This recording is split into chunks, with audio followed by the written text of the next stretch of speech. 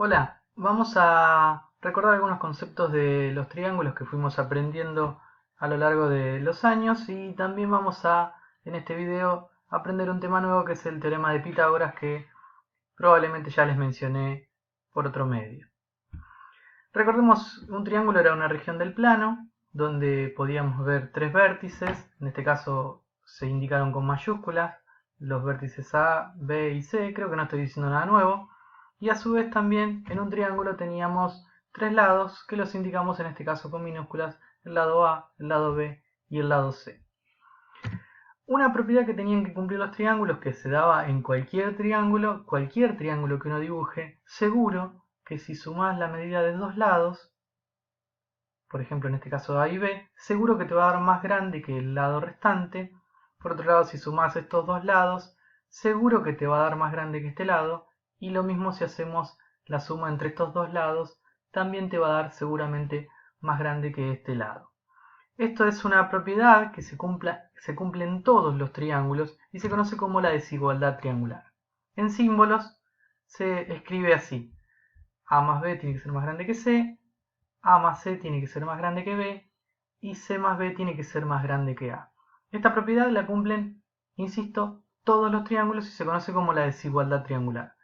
Si no se cumplen esas condiciones, si no se cumplen alguna de esas, seguro que no estamos hablando de un triángulo.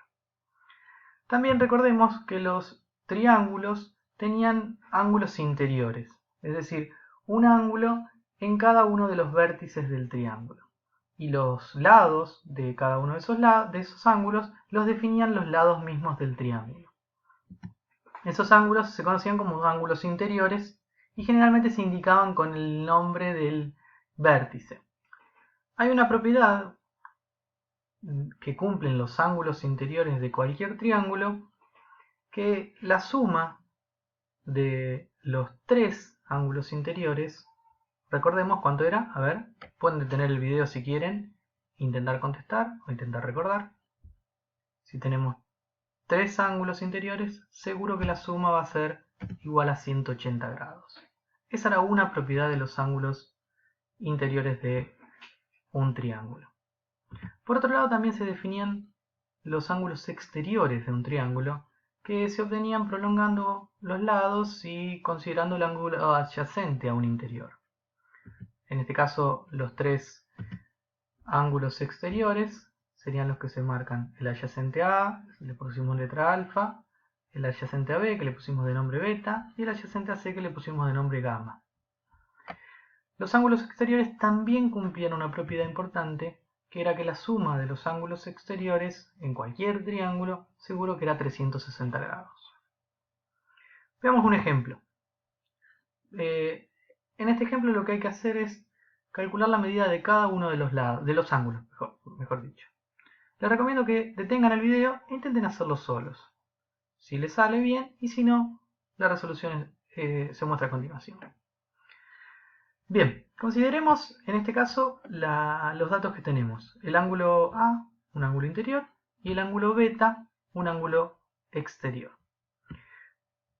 Para continuar, lo que vamos a hacer es calcular el ángulo alfa. Sabemos que el ángulo A y el ángulo alfa son ángulos adyacentes, por lo tanto son suplementarios, entonces sumarían 180 grados. Alfa será lo que le falta a A para llegar a 180 grados. En este caso serán 148 grados. Por otro lado, para encontrar el ángulo beta, sabemos que, perdón, el ángulo B, el ángulo beta es 85 grados. Por lo tanto, B, que es un adyacente al ángulo beta, será lo que le falta también a beta para llegar a 180 grados. En este caso, si beta es 85, B tendrá que ser 95 grados. Ahora, para obtener el ángulo C, notemos que tenemos dos ángulos interiores. Podemos obtener el tercero usando la primera de las propiedades, que decía que la suma de los ángulos interiores de un triángulo tenía que ser 180 grados.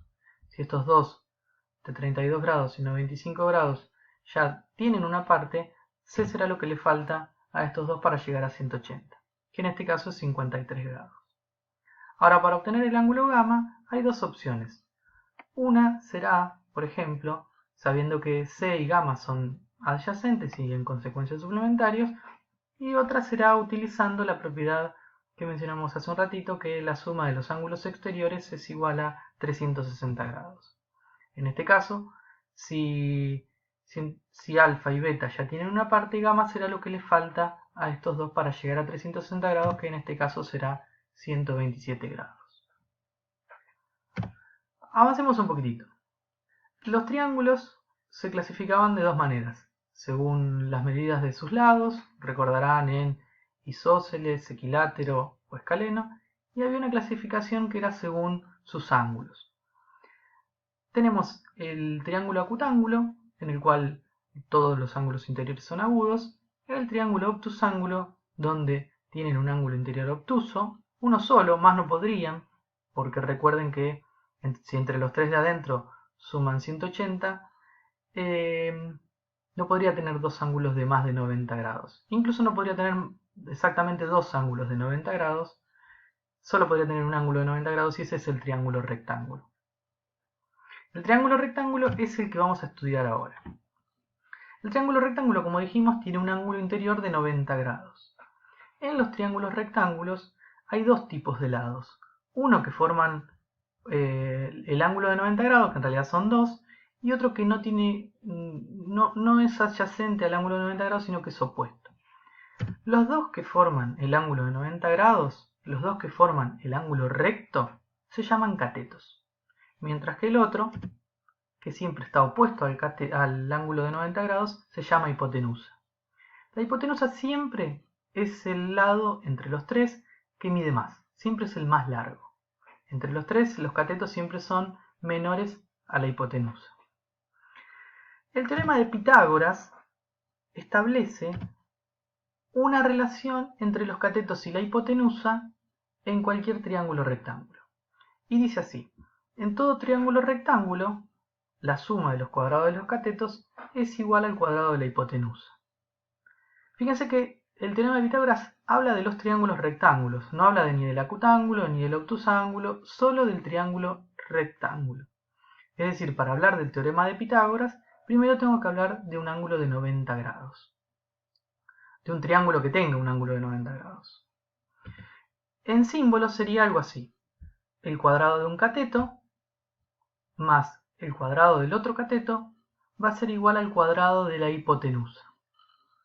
Esa es la relación que encontró Pitágoras, que cuando nos volvamos a ver, quizás sea conveniente contarles un poquitito más y trabajar un poquitito más con este tema. La historia es muy interesante, pero ahora me parece que el video va a quedar muy largo, ¿sí? Así que continuemos.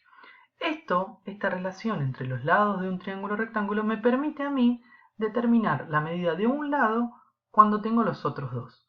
Por ejemplo, tomemos como ejemplo 1 este triángulo donde no conocemos uno de sus lados y hay que encontrar cuánto vale ese lado.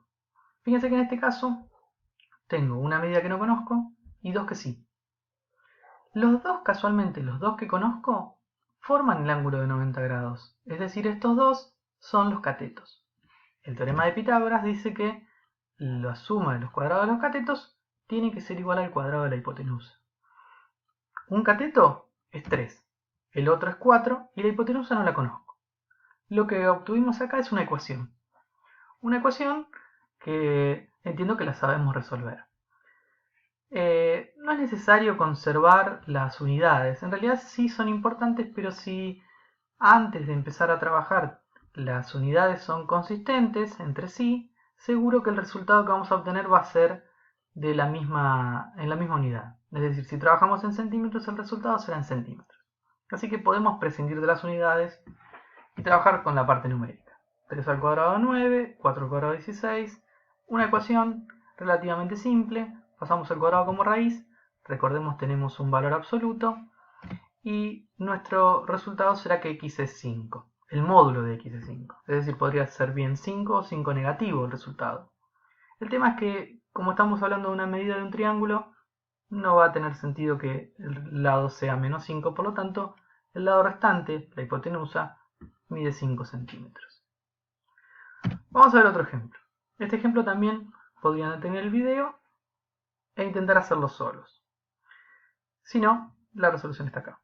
Fíjense que acá nuevamente tenemos la medida de dos lados y hay uno que no conozco. Es importante ubicar primero el ángulo recto, porque el ángulo recto es el que determina los catetos.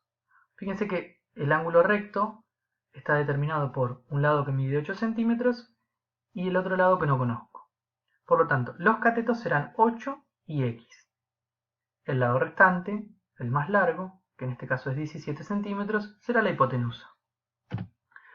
Nuevamente planteando la ecuación que establece Pitágoras, en este caso 8 al cuadrado, más algo que no conozco, que será x al cuadrado, será igual a la hipotenusa al cuadrado, que es 17 centímetros al cuadrado.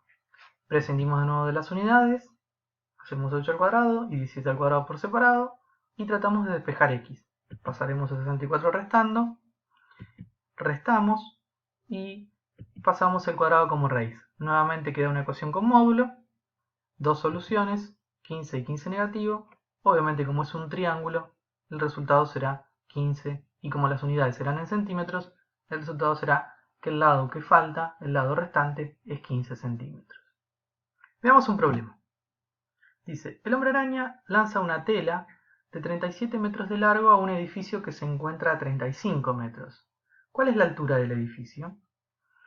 Fíjense que en este problema no estamos hablando de un triángulo en particular, pero sí una situación que se puede modelizar con un triángulo. Vemos el hombre araña, vemos la tela de araña que llegaría hasta el techo del edificio y el edificio que se encuentra a 35 metros. Notemos que en la base del edificio hay un ángulo recto. Por lo tanto, uno de los catetos será 35 y el otro cateto será la medida de la altura del edificio. La longitud de la tela de araña es la hipotenusa. Podemos plantear de nuevo el teorema de Pitágoras.